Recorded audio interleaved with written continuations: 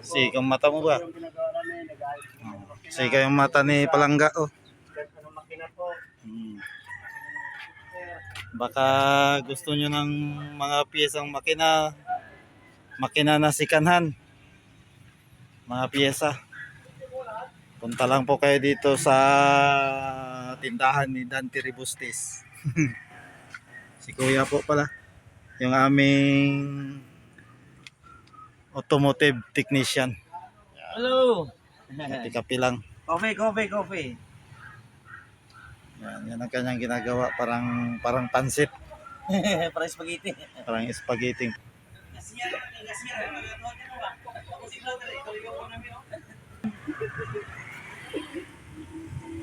Yan. Baka gusto nyo bumili ng sikanhan na mga piyesa ng makina, marami dito sa San Manuel, kay Dante na Rebustes. Aeroplano. Differential daw po ng aeroplano, pero mukhang hindi naman. Patingin ko po dito yung ano. Sabi niya daw po, differential ng aeroplano, pero ang tingin ko dito parang ano po siya, parang sander.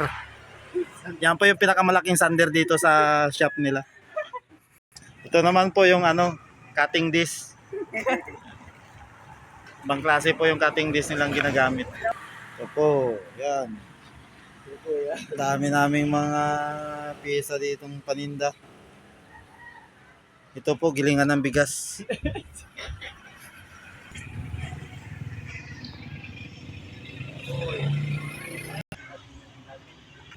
Ito po yung may-ari. Yan. Mga pa daw? Mga pa? Para maghahakot pa tayo ng isang business pa yan. Isang trip pa.